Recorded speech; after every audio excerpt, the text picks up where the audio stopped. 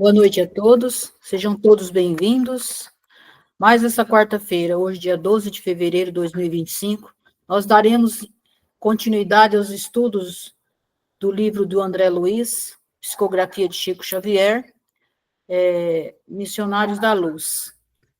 Hoje, nós continuaremos estudando o capítulo 2, e quem vai coordenar os estudos hoje é Ana Cristina. Ana, fica com você. Obrigada, Badia. Boa noite a todos. Vamos fazer a nossa prece para iniciarmos esse estudo. Convido a todos a elevar os seus pensamentos, acalmar seus corações. Louva a Deus por conceder a vida e a oportunidade de nós estarmos hoje reunidos para mais um estudo. Rogo, Pai, para que o Senhor conceda nessa noite a presença dos bons espíritos, que assim eles possam nos guiar e iluminar, para melhor aprendermos e compreender todo o estudo que hoje será feito. Que eles nos inspirem a buscar a verdade e a sabedoria, para juntos aprendermos e evoluirmos. Que assim seja.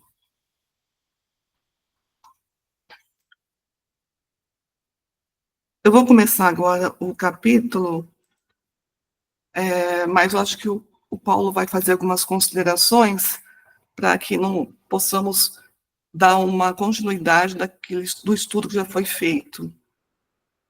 Isso. Então, esse capítulo 2, vocês estão me ouvindo? Sim, Paulo, perfeitamente. Tá. Então, esse capítulo 2 trata da epífise, né? Que é a pineal. O Alexandre, que é um instrutor, ele fala sobre todo o mundo mental que é regido pela epífise, que ele chama de glândula, altamente relacionada às nossas emoções. E ele faz todo um comentário muito profundo sobre a relação da epífise com a nossa sexualidade, ativação a partir dos 14 anos do início da sexualidade humana. E a partir daí ele faz também considerações sobre a mediunidade. Ele acha e considera que a glândula, porque a ciência na época do André Luiz, nessa década de 40, 50, acreditava que a glândula pineal era uma glândula morta, que ela não tinha mais funções, que ela tinha uma função genésica na nossa sexualidade e depois ela perdia sua função. E o Alexandre mostra ali, eles estão, na verdade, visualizando a glândula pineal do psicógrafo, ainda, lá do capítulo 1. É nesse panorama que eles estão fazendo todos esses comentários que nós vamos continuar agora, a partir desse ponto aí. Então, aí a Ana vai continuar lendo para a gente ir comentando aí. Então, continuando. O instrutor falava em tom sublime, pelo menos para mim, que pela primeira vez ouvia comentários sobre consciência, virtude e santificação, dentro de conceitos estritamente lógicos e científicos no campo da razão. Agora, aclaravam-se-me os raciocínios de modo franco. Receber um corpo nas concessões do reencarnacionismo não é ganhar um barco para nova aventura, ao acaso das circunstâncias, mas significa responsabilidade definida nos serviços de aprendizagem, elevação ou reparação, nos esforços evolutivos ou redentores. Compreende agora as funções da epífise no crescimento mental do homem e no enriquecimento dos valores da alma? Indagou-me o orientador. Sim, respondi sob forte impressão. Segregando unidade-força, continuou, pode ser comparada à poderosa usina que deve ser aproveitada e controlada no serviço de iluminação, refinamento e benefício da personalidade, e não relaxada em gasto excessivo do suprimento psíquico. Nas emoções de baixa classe, refocilar-se no charco das sensações inferiores, a maneira dos suínos é retê-la nas correntes tóxicas dos desvarios de natureza animal e na despesa excessiva de energias. Na despesa excessiva de energias sutis. Muito dificilmente consegue o homem levantar-se do mergulho terrível nas sombras. Mergulho que se prolonga além da morte corporal. Em vista disso, é indispensável cuidar atentamente da economia de forças, em todo o serviço honesto de desenvolvimento das faculdades superiores. Os materialistas da razão pura, senhores de vastos patrimônios intelectuais, perceberam de longe semelhantes realidades e, no sentido de preservar a juventude, a plástica e a eugenia, fomentaram a prática do esporte em todas as suas modalidades. Contra os perigos possíveis na excessiva acumulação de forças nervosas, como são chamadas as secreções elétricas da epífise, aconselharam aos moços de todos os países o uso do remo, da bola, do salto, da barra, das corridas a pé. Desse modo, preservavam-se os valores orgânicos, legítimos e normais, para as funções da hereditariedade. A medida, embora satisfaça em parte, é, contudo, incompleta e defeituosa. Incontestavelmente, a ginástica e o exercício controlados são fatores valiosos de saúde. A competição esportiva honesta é fundamento precioso de socialização. No entanto, podem circunscrever-se a meras providências em benefício dos ossos e, por vezes, degenera-se em elástico das paixões menos dignas. São muito raros ainda, na Terra, os que reconhecem a necessidade de preservação das energias psíquicas para engrandecimento do espírito eterno. O homem vive esquecido de que Jesus ensinou a virtude como esporte da alma e nem sempre se recorda de que, no problema do aprimoramento interior, não se trata de retificar a sombra da substância, e sim a substância em si mesma. Quem quiser fazer algum comentário dessa parte do estudo, que é bem rica, né? Que está em aberto, quem quiser complementar alguma coisa, algum comentário.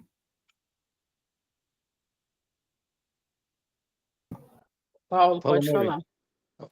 A Mauri levantou a mão também. Pode falar, Mauri.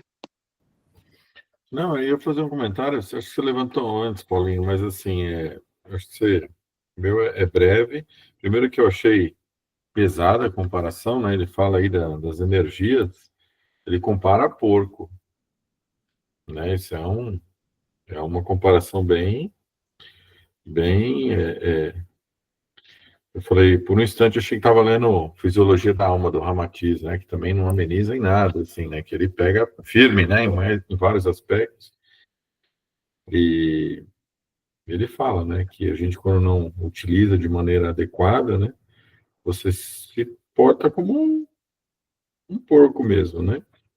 Das energias baixas e tudo mais. Então, pelo que eu entendi, ele fala que recomendaram, né? Os intelectuais perceberam essa energia e recomendaram os jovens gastar essa energia em exercício, utilizar isso de maneira a gastar essa energia. E ele fala que é ok, legal, bom, mas ao mesmo tempo você precisa tratar da questão moral em si, do seu autocontrole, do seu conhecimento, do seu crescimento pessoal, né? Porque ele fala, degeneram-se por vezes, né? Degeneram-se em elástico das paixões menos dignas. Então, não basta, né, a atividade física, tem que praticar a virtude em si, e é um grandíssimo ensinamento, né, de como levar adiante a sua mediunidade, e desenvolver a sua pineal, e entender essas questões, essas nuances de sexualidade, de energia, de preservação da energia mental. Eu achei incrível essa. Eu estou redescobrindo esse livro. Eu também achei muito interessante. Parece que ele dá a pineal como a fonte de uma energia muito poderosa nesse período de desenvolvimento do nosso corpo, da nossa mente, como se ele controlasse tudo realmente e nos desse uma quantidade de energia muito grande. E aí nós temos que ver que nesse período da adolescência, quando as pessoas não se utilizam de um certo, não orientam a sua energia para um lado adequado do pensamento, do equilíbrio, da serenidade, da busca por um sentido maior, muitas vezes essas energias degeneram para a ansiedade, para o desequilíbrio, vamos dizer, aqueles jovens que têm hiperatividade e têm descontrole emocional. Então, toda aquela energia, quando não flui para uma sexualidade destemperada. Então, aí, o meio termo que ele fala aí é que a solução que a humanidade encontrou é fazer o exercício físico. Bom, o problema do exercício físico é que a gente sabe muito bem como é que funciona isso, né? Hoje, é do ser humano buscar sempre a competição. O exercício físico degenera aí para uma espécie de competição entre os países, né? A gente vê nas Olimpíadas e em várias outras competições que acaba sendo uma coisa muito ruim. Alguns tipos de jogos são muito violentos, resultam em mortes. E o ideal, como ele fala, é que a gente busque utilizar essa energia para o bem, para o desenvolvimento da nossa capacidade plena espiritual. Então, hoje a gente sabe que dosando o exercício é o ideal, né? O melhor exercício mesmo seria na dose do yoga, do tai chi, que ele utiliza a energia espiritual do universo, essas forças que a gente não conhece muito bem, e são movimentos suaves. Quando você faz atividades físicas muito intensas, o que acontece? Os atletas, eles chegam lá para os 50 anos todo lesionados, cheio de lesões nos joelhos, mais envelhecidos, porque ativa o sistema oxidativo, né? Queima muito oxigênio, então ele oxida muitas células e fica com um corpo mais envelhecido. Então ele gasta muito a sua energia vital. Apesar de que tem estudos mostrando que os atletas, eles vivem 10 anos a mais do que os indivíduos saudáveis não atletas. Então tem estudos muito grandes já, bem grandes mesmo, com meta-análise, por exemplo. Tem um que eu sei porque isso aí é a minha área, né? Eu trabalho com exercício. Tem um que trata de comparar atletas olímpicos com a população não atleta, e mostra que eles vivem 10 anos a mais. Então, mesmo com todo o desgaste de energia, é interessante isso, que vários estudos mostram isso, né? Apesar disso, ele mostra aí que o ideal é gastar essa energia com o equilíbrio e tudo mais, né? Então, eu não vou me estender muito aqui, eu queria ouvir vocês também. Bom, o que eu entendi que ele fala assim, né? Quando ele fala da ênfase essa questão do adolescente, é porque no momento, né, que aflora essa questão da energia, né, da energia sexual, de tudo isso, e é onde a pessoa tem a tendência, né, para ir muito só para aquele lado sexual, né? Mas eu vejo que ele não está falando assim só na questão do adolescente, né? Essa energia, muitas vezes, ela é gasta pelo adulto também, totalmente voltado para o campo físico, né? Então, tudo que a gente gasta dessa energia com coisas que vai para um lado, só para algo, né? Por exemplo, se o ser humano gasta essa energia só questão do prazer físico, ele está perdendo porque essa energia ela não veio só para isso, né? Ela veio também para isso, mas ela veio para a cura, né? Não só a cura do outro, mas a cura da própria pessoa. E é como ele falou, como se fosse uma hidrelétrica, né? Que nós recebemos, nós somos uma hidrelétrica, e de repente a gente gasta essa energia nossa com coisas só com esse lado material. E essa energia ela não foi feita só para gastar com o tempo material, mas com as duas coisas, ter o equilíbrio entre as duas. Porque pensa, quando você desenvolve muito essa questão do campo físico, vamos partir para a questão do exercício que ele está falando, o que as pessoas visam? Elas, geralmente, a maioria esquece dessa questão espiritual, dessa questão dessa energia para auxílio, né, de outros campos, da cura, da criatividade, da própria, que ela é usada para a cura, ela é usada para a criatividade, ela não é usada só para o prazer. Então, o que acontece? A gente vê muito na academia, né, que as pessoas, elas cultuam o corpo de uma forma tão intensa que elas esquecem que elas não são aquele corpo, que elas também são um espírito. Então, cada um quer ficar mais bonito que o outro, né? Cada um quer desenvolver mais o corpo físico para ficar mais esbelto. Isso não é ruim, querer, né, trabalhar o corpo físico, mas tudo tem que ter um propósito, né, de um equilíbrio entre essa questão de trabalhar o corpo físico para a questão da saúde e até da beleza mesmo, por que não? Mas que a gente não esqueça que nós não somos esse corpo, mas que nós viemos aqui para desenvolver a nossa questão moral, que é a nossa questão espiritual. E é isso que eu entendi que ele quis dizer nesse campo.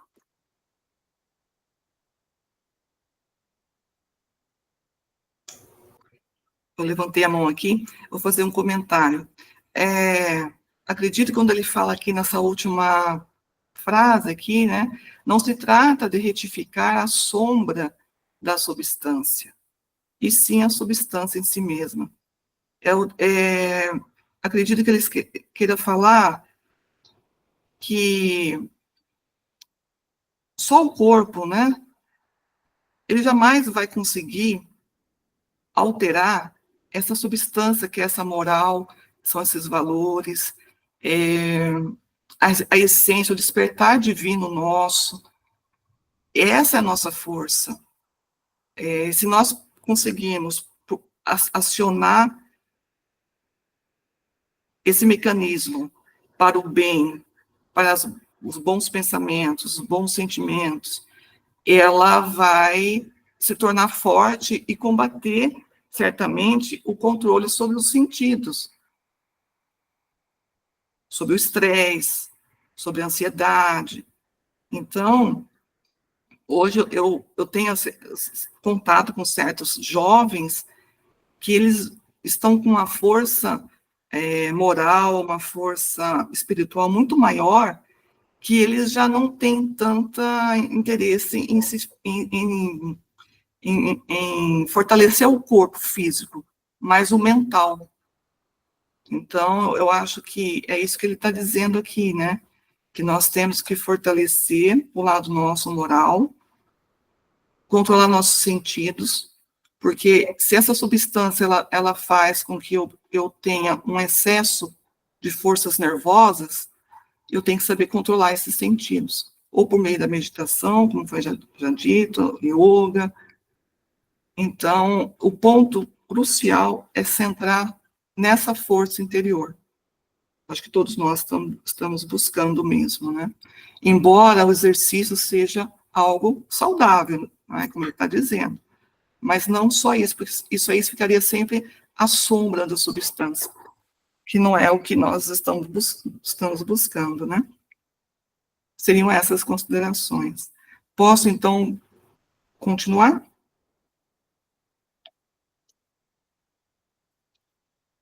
Ouvi ali as instruções entre a emotividade e o assombro. Entende agora como é importante renunciar?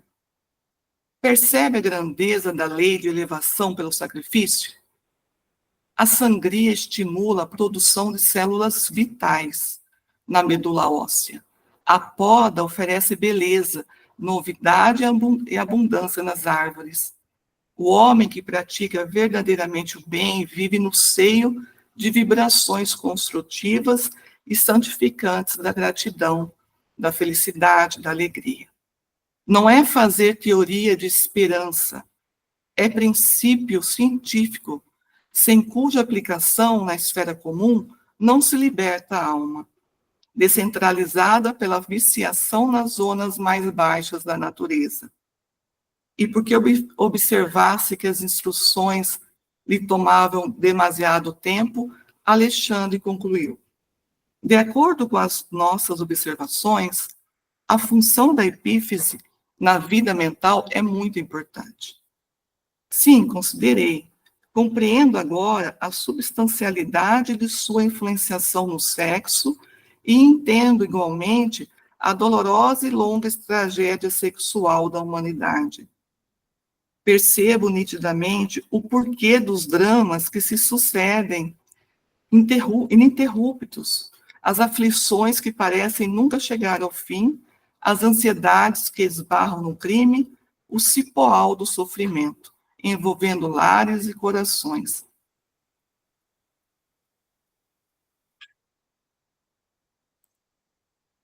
Eu achei muito importante essa parte, que ele reafirma toda essa importância do aprendizado, né? E de nós nos despojarmos de nós mesmos. Isso eu ouço, eu vejo, leio muito nas obras das vidas dos santos, e eles colocam sempre essa expressão, despojar de si mesmo. É libertar de todas essas amarras, né? Da vaidade, do orgulho, dos ciúmes, da posse, tudo isso que coloca esse cipoal, né, que ele falou aqui, né, que ele considerou. É muito importante esse ensinamento que ele nos traz hoje, né? Porque a partir daí, nós vamos ter o quê? O bem vive no seio de vibrações construtivas e santificantes da gratidão, da felicidade, da alegria. Então, é nesse sentido, né, que ele propõe para a gente fazer essa sangria, para que nós possamos produzir células vitais. E, continuando, alguém levantou a mão? O Amauri. Eu levantei, eu achei interessantíssima uma frase aqui, outra frase que eu achei muito intensa. Eu fiquei me questionando o quanto eu estou fazendo bem de verdade. Que ele diz assim: o homem que pratica verdadeiramente o bem vive no seio de vibrações construtivas e santificantes de gratidão, da felicidade, da alegria. E às vezes eu fico meio chateadão, meio para baixo. E eu fiquei pensando, será que é falta de aplicar melhor a minha energia para as coisas de fato que são perenes? Então, me veio essa questão à cabeça, né? E essa questão que ele fala da humanidade, todos os deslizes relacionados à sexualidade, quantas e quantas histórias a gente não ouve, não vê, não presencia, de deslize, né? Em virtude dessa energia, sobretudo sexual, que acaba desviando, acabando com famílias, relacionamentos, enfim, de uma maneira geral, acaba tomando conta da parte emocional e racional das pessoas e acaba tropeçando no próprio cadarço desamarrado, né? Então, me veio a ideia de que um dia, quando a gente tiver uma espiritualidade maior, uma atenção, um desenvolvimento, um olhar para esse desenvolvimento mediúnico, esse desenvolvimento da intuição, da sensibilidade, da mediunidade em si, mas assim, acho que antes da mediunidade, essa questão de sensibilidade mesmo, de contato com a espiritualidade, seja ela como for, talvez isso vá trazer mais equilíbrio para essa nossa regeneração do planeta, porque se esse é um problema que a gente sabe que é muito frequente, muito prevalente na população, acho que ajustando a mediunidade, tendo mais trabalho com essa parte espiritual e mediúnica, isso deve equilibrar. Acho que a gente tem que o que eu entendi muito é que a gente tem que utilizar essa energia de uma maneira útil. principalmente para os outros, né? Não para si, como foi dito aqui, mas para os outros, que ele fala também bastante de, como você bem colocou, né? Essa questão de abnegar, ele usa uma palavra aqui, quer ver? A grandeza da lei de elevação do sacrifício, né? Então, assim, ao invés de você utilizar para si, você utiliza essa sua energia para um propósito mais nobre e elevado. Acho que é um bom entendimento que eu tirei desse capítulo, dessa parte. Paulo. Então, não vamos esquecer que quem associou a pineal com a alma, como sede da alma, foi o René Descartes, no século XVII, né? Que, inclusive, eu sempre esqueço o nome dele, aquela pessoa, um palestrante que conviveu muito tempo com o Chico Xavier, esqueci o nome dele. Geraldinho. Puxa vida, Badia. Esse dia eu falei com você sobre, eu estava tentando lembrar o nome dele. O Geraldinho, ele tem uma hipótese que o Chico Xavier foi o René Descartes. Ele levanta várias coisas, assim, da pineal, com André Luiz. Ele gosta muito dessa questão aí dessas, vamos dizer assim, entre aspas, essas fofocas espíritas aí de nomes, assim. Mas isso não é tão relevante. O que é relevante, que é interessante aí, é que ele fala que os nossos pensamentos viciosos, mal conduzidos, eles intoxicam a glândula pineal. E é interessante porque de uns anos para cá eu tenho visto assim alguns estudos mostrando que, por exemplo, na esquizofrenia e no autismo, a glândula pineal ela é menor e ela é cheia de cistos. Então é como se a glândula pineal no corpo físico ela meio que degenerasse, há uma certa degeneração. A gente não pode esquecer que o autismo ele é um espectro, não só do ponto de vista físico, mas espiritual também. O autismo pode ser desde uma reencarnação de um espírito muito avançado, que tem dificuldades aqui de se relacionar no nosso mundo, mas também pode ser, como o próprio Divaldo fala, uma questão de expiação mesmo, um certos tipos de autismo muito grave, daqueles que são afetados fisicamente, que eles regridem fisicamente, e tem uma situação muito dolorosa para os pais, para ele mesmo. Isso daí não é um espírito muito avançado, possivelmente, isso aí é uma expiação mesmo. Então, o autismo tem uma série de, de situações que não dá para a gente enquadrar assim certinho, falar que o autista é o novo. Muitas vezes a gente exagera um pouco, os autistas são os novos reencarnantes que vão nos ajudar na evolução do planeta. Nem sempre é assim. O próprio Divaldo Franco, ele é muito claro nisso. Então, a glândula pineal no autista, em muitos autistas, ela é degenerada, ela é menor, ela é cheia de cistos, e na esquizofrenia também. Será que essa apresentação não é uma intoxicação, né, da glândula pineal de outra vida, ou mesmo nessa vida? Então, isso que ele fala aí, quando a gente abusa da sexualidade, da decadência mental das coisas, a gente acaba refletindo lá na pineal, ela sofre a nossa influência e ela fica doente, adoece, e depois vai se refletir no nosso mundo mental, seja nessa vida ou em outras vidas. É isso, obrigado.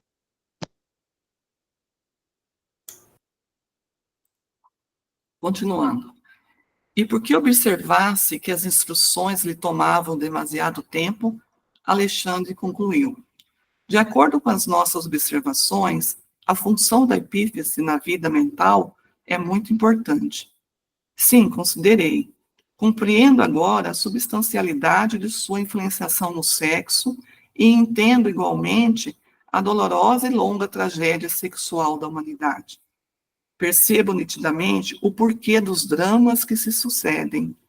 Ininterruptos, as aflições que parecem nunca chegar ao fim, as ansiedades que esbarram no crime, o cipoal do sofrimento envolvendo lares e corações. E o homem sempre disposto a viciar os centros sagrados de sua personalidade, concluiu Alexandre, solenemente, sempre inclinado a contrair novos débitos, mas dificilmente decidido a retificar ou pagar. Compreendo, compreendo. E asilando certas dúvidas, exclamei: não seria então mais razoável?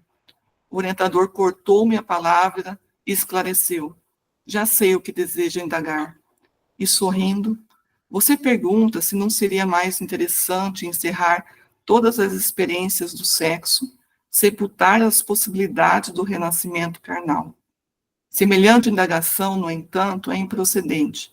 Ninguém deve agir contra a lei. O uso respeitável dos patrimônios da vida, a união enobrecedora, a aproximação digna, constituem o programa de elevação. É, portanto, indispensável distinguir entre harmonia e desequilíbrio, evitando o estacionamento em desfiladeiros fatais. Ditas estas palavras, Alexandre calou-se, como orientador criterioso que deixa ao discípulo o tempo necessário para digerir a lição. Terminamos o capítulo. Querem falar, comentar sobre essa parte final desse capítulo da Epífise? Pode falar, Mauri.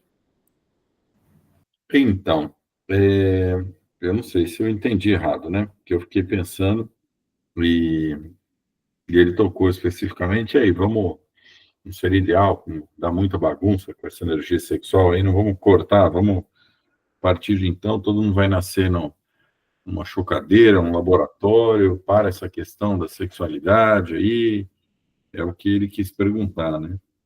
E aí ele coloca o uso respeitável dos patrimônios da vida, a união enobrecedora, a aproximação digna constituem programa de elevação. Veja, ele está falando isso do quê? De um casamento, de um relacionamento conjugal, é isso que eu estou entendendo ou estou equivocado?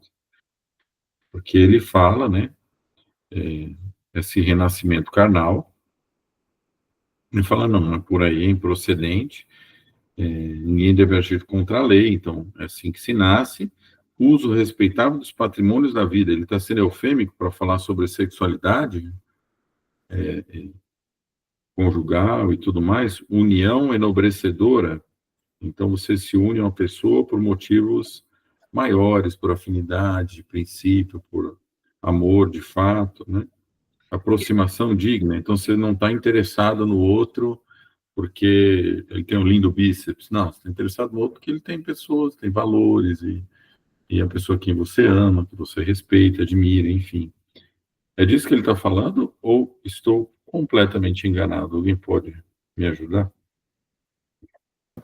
Bom, eu vou falar o que eu entendi, né? Acho que ele está falando dessa questão, quando ele fala da questão digna, quando as pessoas se aproximam por um sentimento também, né? Não só porque hoje não, acho que sempre, né? A gente sempre viu que grande parte da humanidade se aproxima um do outro só por conta da questão física mesmo, né? Por conta da necessidade física. Então, acho que ele está falando aí. Mas quando ele fala assim, será que não é melhor acabar com esse negócio da questão do sexo? Ele está dizendo que nós, aqui no planeta Terra, a gente ainda tem necessidade desse tipo de relacionamento através do corpo físico.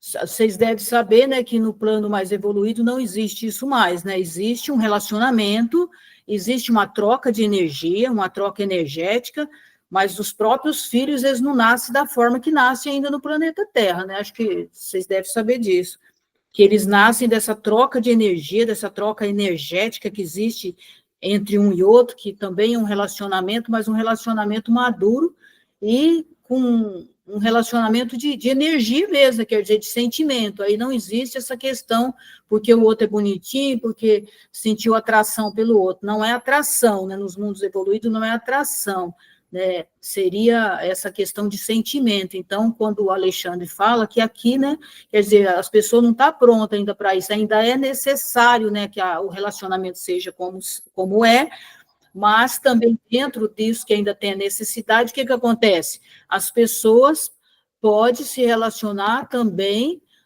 por sentimento, por afinidade, né, não só para satisfazer o corpo físico. Então, eu percebo assim um movimento já, porque tudo na vida é cíclico, né? E hoje a sociedade, por ela ter vivido um bom período na libertinagem, podemos dizer dessa forma. Então, hoje, os jovens, tem muitos jovens já pensando com esses, já nascendo e estão crescendo e desenvolvendo com esses valores morais fortes. Muitos estão indo muito para o conhecimento da alma, para as religiões, e voltando a ter esse olhar dessa união enobrecedora de criação da família, usando o sexo como procriação mesmo, né? Não mais como exploração sexual. Tanto é que, assim, pelo que eu percebo hoje, as pessoas estão cada vez mais longe, muito longe da sua alma, quando elas se autovalorizam no corpo, na imagem, no ter, no ser melhor que o outro. Então, isso já está chegando, acho que no elástico maior, isso vai romper. E é tão maravilhoso, porque Deus envia almas boas, almas evoluídas, para puxar, elevar esse ciclo, né, de valores, para não cair totalmente nessa situação que hoje nós estamos vendo, algumas almas comportando desse jeito, né? Então, eu tenho muita esperança nos jovens e percebo nos jovens essa força moral retomando, principalmente no casamento, tendo um ideal de uma esposa virgem, voltando todos aqueles valores.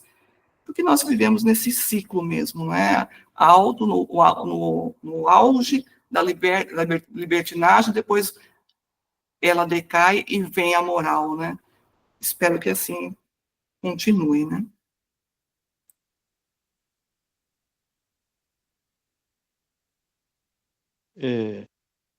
Esse final Para do o capítulo, próximo. o André Luiz, ele meio que joga a toalha, fala assim, né? Então não seria melhor acabar com a vida sexual? Aí o Alexandre corrige ele, fala, não é assim, é necessário o caminho, a lei nos indica que nós precisamos burilar e desenvolver esses instintos, é um caminho, né? Então nós partimos do instinto, depois para o que nós chamamos hoje de amor, que não é amor ainda, e para chegar até um ponto mais alto, que seria aí uma fase de amor mais avançado. Mas é interessante isso que a Badia estava falando dos outros mundos, né? Realmente, naquele livro Cartas de uma Morta, a mãe do Chico Xavier, ela faz uma visita a um planeta e ela relata alguma coisa mesmo do nascimento fora do útero materno. As pessoas, elas decidem ter um filho, elas vão até como vocês imaginem o nosso lar, né? Como o nosso lar, você vai para um local onde ali vai ser gestado como se fosse num útero artificial a criança, e aí eles vão receber esse filho. Nós não estamos muito longe disso hoje, a humanidade já está avançando muito rápido nisso. Esses dias eu estava vendo uma reportagem sobre útero artificial, não sei se vocês sabem, mas o ano passado nasceu já um animal num útero artificial de plástico. É interessante a foto mostrando o animal, né, dava para ver, é um plástico transparente, dava para você ver as fases dele se desenvolvendo num útero artificial. Está muito avançado já essa técnica. Então é natural que nos mundos aí mais avançados, o amor vai se purificando mais e vai tirando essa sobrecarga, né, sobre o corpo nosso, o perispírito, porque a gente sabe que a gestação, ela traz modificações muito intensas, muito dolorosas, apesar de ter o lado que as mulheres falam muito bom, maravilhoso, mas ele é uma situação também de modificação muito importante do corpo, e os perispíritos, numa fase mais avançada, vão se ocupar de coisas superiores, muito mais elevadas, né? E vão receber o seu filho da mesma forma. Então é por aí mesmo. Eu não sei eu acho que a gente poderia, já tem 20 minutos ainda, se alguém quiser ainda se manifestar sobre o capítulo 2, nós poderíamos começar aí o capítulo 3. Eu aguardo a opinião de vocês aí.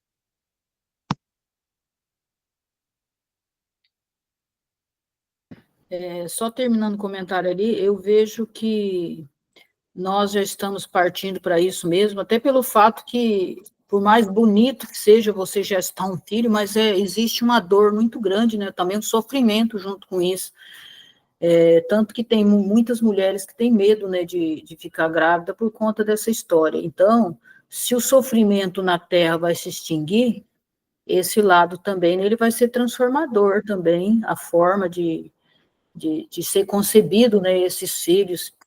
E quando o Alexandre fala nessa questão que ainda é necessário, né, por conta da lei que ainda existe no plano físico aqui nosso, da matéria, é porque não adianta também sufocar nessa energia que a humanidade ainda carrega, porque senão simplesmente incubar, né, algo que a humanidade ainda traz com ela, e tudo isso precisa ser trabalhado, né, porque isso precisa ser lapidado, isso precisa ser transmutado, né, não assim, na bruta, vamos interromper isso, e daí como que fica nessa situação dessa energia que a humanidade ainda carrega, todas essas questões ainda energéticas que ainda não foi transmutada, né, não tem sentido.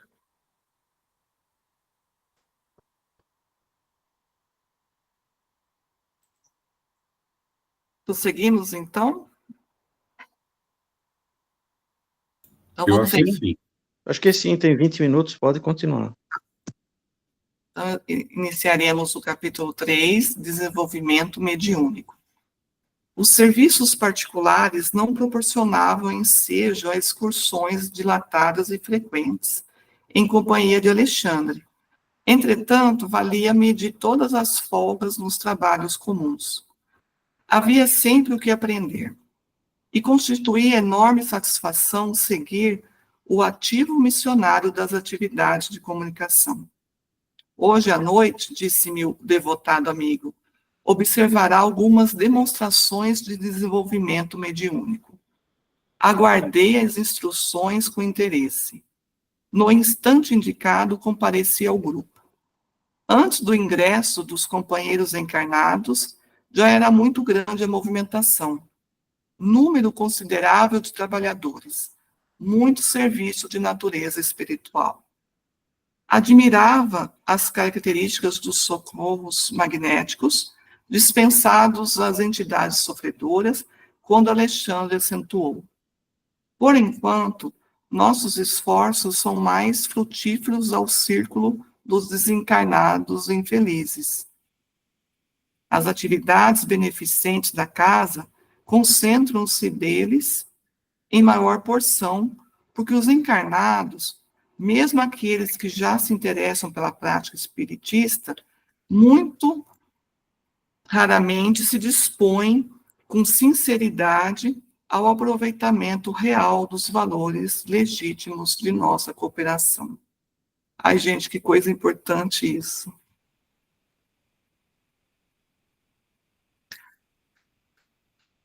Muito importante.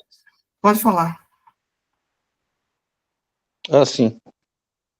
Então, não, isso aí a gente já tem comentado, sempre a Badia comenta, o Amori, todos aí, que o Adão também, que a atividade no centro começa muito antes, né? Então, aqui, nesse caso aqui, eles estão tratando os desencarnados muito antes de começar de ter pessoas lá encarnados ainda, com esse socorro magnético.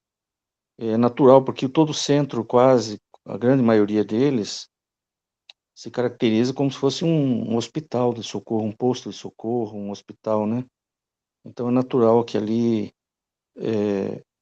e o que é interessante, que eu vejo, é que os momentos mais críticos da nossa, eu me incluo nessas pessoas. Essa parte do que ele está falando, o momento mais crítico que tem no centro espírita é o momento que a gente abre as portas e o momento que a gente encerra as portas do centro. Porque quando a gente abre as portas, é que a gente tem um comportamento como se fosse criança, né? A gente fica alegre por ver as pessoas, a gente faz comentários, como foi sua semana? Eu tive um problema assim, assado. E quando a gente vai embora também, é como se a gente já tivesse se libertado, já se tivesse livrado, vamos dizer assim, do nosso trabalho como encarnados. Eu não sei se vocês estão entendendo o que eu estou querendo dizer, assim. É no momento que se abre as portas, que as pessoas começam a se encontrar, como foi sua semana, tal, que a gente faz os comentários mais difíceis, muitas vezes, e é nesse momento que está o auge, o pico do trabalho espiritual, o momento mais crítico. Então, essa pequena mensagem aí, que o senhor gostaria de comentar uma coisa que eu estou aprendendo agora aqui também com essa leitura, eu estou refletindo aqui, estou aprendendo que nesse momento de entrada no centro, de saída, são os momentos que a gente tem que fazer tomar o máximo de cuidado com os pensamentos, porque é o momento que realmente o trabalho está muito intenso. Amaury. O que me chamou a atenção, acho que foi o que chamou a atenção da Ana também, né, que é essa questão do, assim, eles se concentram no desencarnado, porque o encarnado, bem dizer, quer e não quer. Então, não, eu vou ali, até, ele fala, né, dos espiritistas, nós, né, você vai lá, você quer trabalhar e tal, mas quer mesmo, de verdade, você vai seguir com retidão, com seriedade, com disciplina, com amorosidade, ou você vai ligar e desligar? Você fala assim, não, eu vou lá para o meu clube espírita. Aí você chega lá no centro, você é espírita, você sai, você deixa de frequentar e praticar né? Então, assim, ele fala isso, né, que a turma quer, mas não quer. Então, real, valores legítimos, né, muito raramente se dispõe com sinceridade ao aproveitamento real dos valores legítimos de nossa cooperação. Isso é um recado muito claro, assim, né? São muito sérios, né? Eles são muito sérios nesse aspecto, muito. Acho que talvez falte, digo, para mim, né? Por mim, principalmente, não sei de vocês, mas essa questão de o quanto a gente está se ligando full time, né?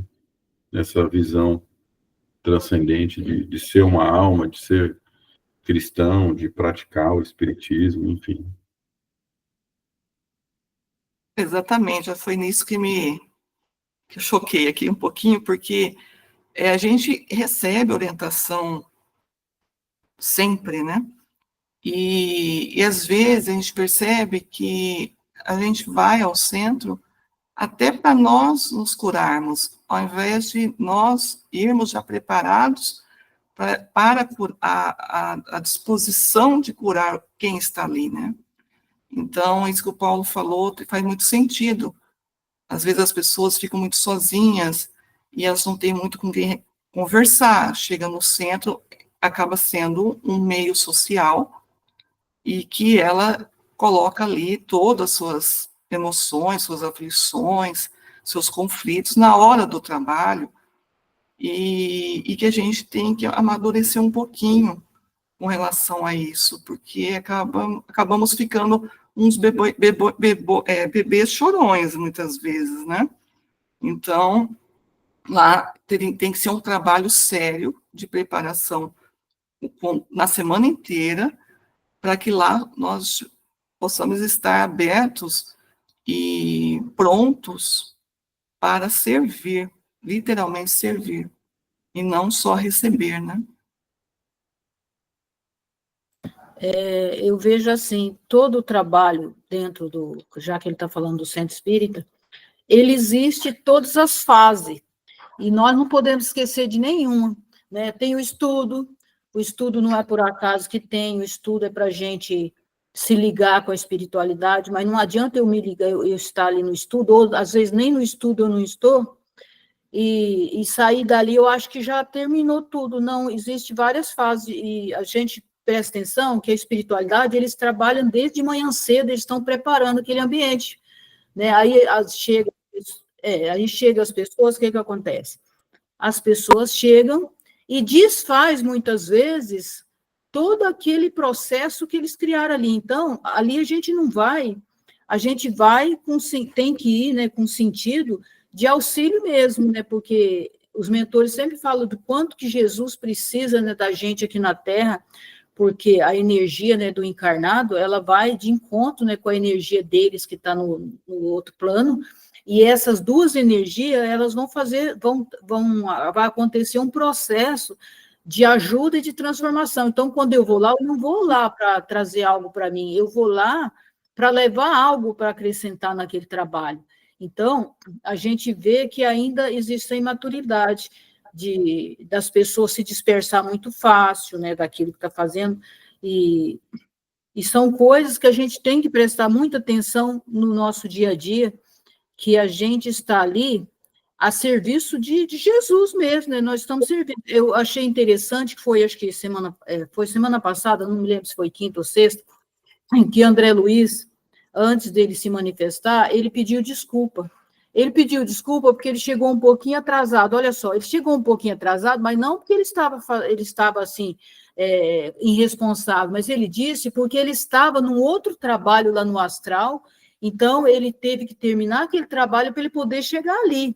Então, olha só a responsabilidade da pessoa. Eu nem sabia que ele às vezes atrasar, mas o atraso dele foi porque ele estava num outro trabalho que ele estava desenvolvendo, e aí ele pediu desculpa por ele ter chegado um pouquinho, e nem chegou atrasado, mas chegou assim, quer dizer, porque eles têm costume de chegar antes, né? De chegar antes e já estar ali naquele trabalho, porque às vezes a gente pensa que não, mas os trabalhadores, eles formam um grupo que tem que ser coeso, tem que estar em harmonia, porque se um está em desarmonia, é como o quebra-cabeça, que falta uma peça. Então, ali vai ficar uma lacuna, e é naquela lacuna que a energia, muitas vezes, de um ser que quer ali desfazer todo aquele trabalho que a espiritualidade está fazendo, é onde, naquela brecha que vai entrar. Então, se eu vacilo, claro que nós não somos perfeitos, né, gente, mas se você, como eles dizem, como André Luiz mesmo falou semana passada, o importante, Jesus quer de você, que você tenha boa intenção. Boa intenção no sentido assim, estar disposto no trabalho.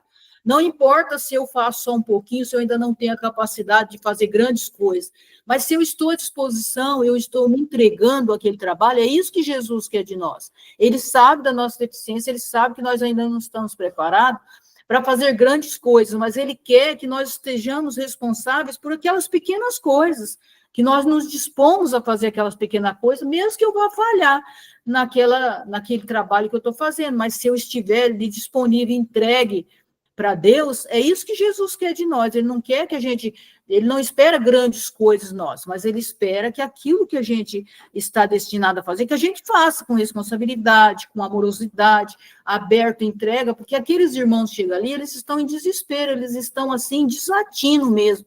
Então, como é que um irmão que chega ali para um tratamento, que a gente está no hospital, a gente tem que ter bem isso em mente, eu estou em um hospital ali para ajudar no tratamento daquele ser. Como é que eu vou medicar aquele ser se eu estou totalmente desligada daquilo que está acontecendo ali? Então, aquilo que eles falam, é um trabalho muito responsável. Adão até fala assim, que as pessoas reparam quando a gente fica mais em silêncio dentro do centro espírita, as pessoas acham que você é metido, que você que não quer conversar com as pessoas, que você que cria um mundo à parte para você, mas às vezes, muitas vezes é necessário.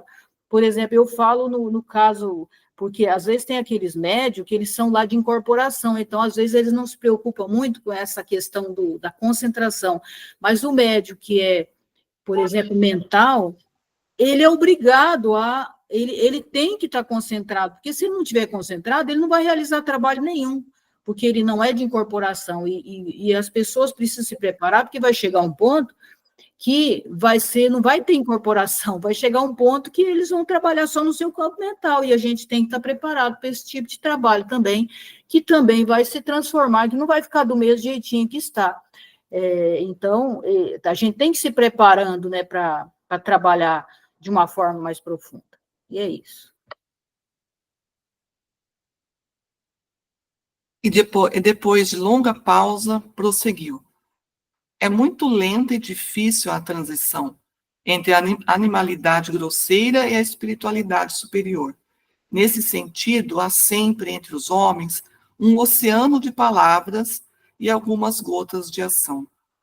Nesse instante, os primeiros amigos do plano carnal deram entrada no recinto. Veremos hoje, exclamava um senhor de espessos bigodes, veremos hoje se temos boa sorte. Não tenho vindo com assiduidade às experiências, comentou um rapaz, porque vivo desanimado. Há quanto tempo mantenho o lápis na mão, sem resultado algum? É pena, respondia outro senhor. A dificuldade desencoraja, de fato. Parece-me que nada merecemos no setor do estímulo por parte dos benfeitores invisíveis. Acrescentava uma senhora de boa idade. Há quantos meses procuro em vão desenvolver-me? Em certos momentos, sinto vibrações espirituais intensas junto de mim, contudo, não passo das manifestações iniciais. A palestra continuou interessante e pitoresca. Decorridos alguns minutos, com a presença de outros pequenos grupos de experimentadores que chegavam, solícitos, foi iniciada a sessão de desenvolvimento. O diretor proferiu tocante prece, no que foi acompanhado por todos os presentes. 18 pessoas mantinham-se em expectativa. Alguns, explicou Alexandre, pretendem a psicografia, outros tentam a mediunidade de incorporação. Infelizmente, porém, quase todos confundem poderes psíquicos com funções fisiológicas. Acreditam no mecanismo absoluto da realização e esperam o progresso eventual e problemático, esquecidos de que toda edificação da alma requer disciplina, educação, esforço e perseverança. Mediunidade construtiva é a língua de fogo do Espírito Santo, luz divina para a qual é preciso conservar o pavio do amor cristão, o azeite da boa vontade pura. Sem a preparação necessária, a excursão dos que provocam o ingresso no reino invisível é quase sempre uma viagem nos círculos de sombra.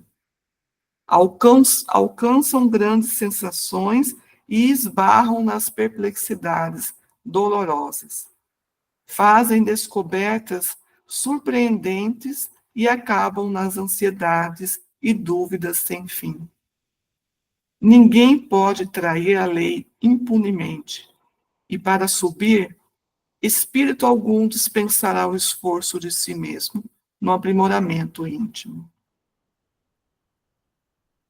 Dirigindo-se de maneira especial para os circunstantes, o instrutor recomendou: observemos. Postada-se ao lado de um rapaz que esperava, de lápis em punho, mergulhado em fundo silêncio. Ofereceu-me Alexandre o seu vigoroso auxílio magnético e contemplei-o com atenção. Os núcleos glandulares emitiam pálidas irradiações. A epífise, principalmente, semelhava-se à reduzida semente algo luminosa. Repare no aparelho genital, aconselhou-me o instrutor gravemente. Fiquei estupefato. As glândulas geradoras emitiam fraquíssima luminosidade, que parecia abafada por aluviões de corpúsculos negros, a se caracterizarem por espantosa mobilidade. Começavam as movimentações sob a bexiga urinária e vibravam ao longo de todo o cordão espermático, formando colônias compactas nas vesículas abdominais, na próstata, nas massas mucosas uretrais, invadiam os canais seminíferos e lutavam com as células sexuais, aniquilando-as. As mais vigorosas daquelas feras microscópicas situavam-se no epidídimo, onde absorviam famélicas os embriões delicados da vida orgânica. Estava assombrado. Que significava aquele acervo de pequeninos seres escuros? Pareciam imantados uns aos outros na mesma faina de destruição. Seriam expressões mal conhecidas da sífilis?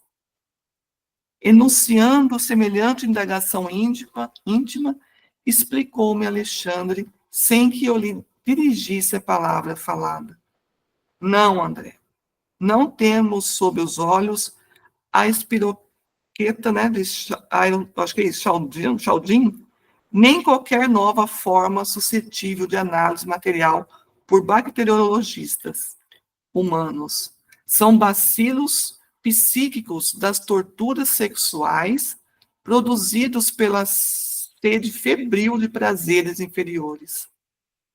O dicionário médico do mundo não os conhece, e na ausência de terminologia adequada aos seus conhecimentos, chamemos-lhes larvas, simplesmente.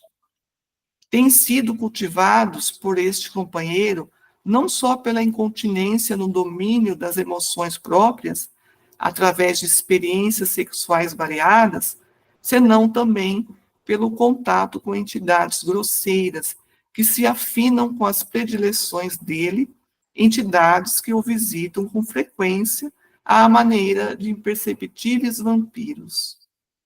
O pobrezinho ainda não pôde compreender que o corpo físico é apenas leve sombra do corpo perispiritual.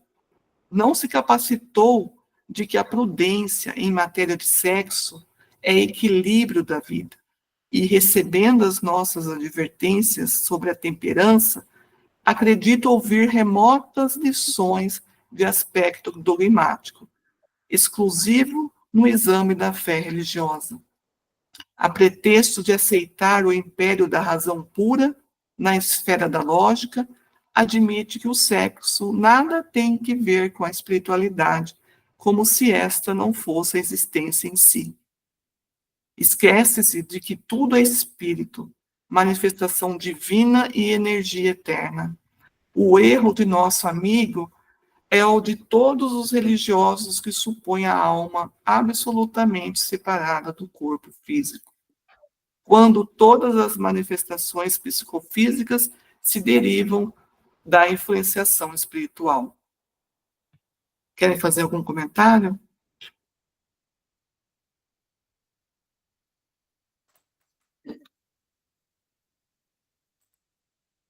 E aí, esse médium, o candidato a médium, né, ele está fazendo o desenvolvimento mediúnico, ele tem um desequilíbrio na área sexual, então provavelmente ligado também à intoxicação da própria epífise dele, da pineal, que é aquele assunto que a gente estava no capítulo anterior. E aí é interessante que formam-se esses, como se fossem micro-organismos psíquicos que o André Luiz fala, né? Isso parece que é uma criação da própria mente, aliado ao corpo vital do indivíduo, que vai destruindo os próprios elementos físicos dele, né? Que uma vez destruídos esses bacilos psíquicos, destruindo ou sugando o corpo vital nessa região, ele vai causando desequilíbrio no corpo físico e vai levando o indivíduo a distúrbios variados aí nessa região genésica dele.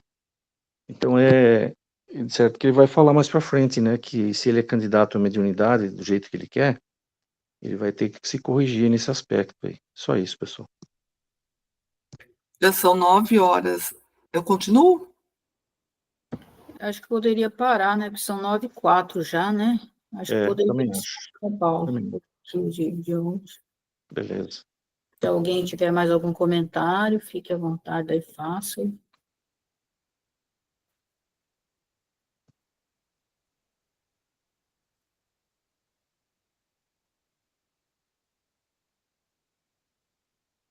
Bom, então eu vou parar a gravação aqui, tá? E aí...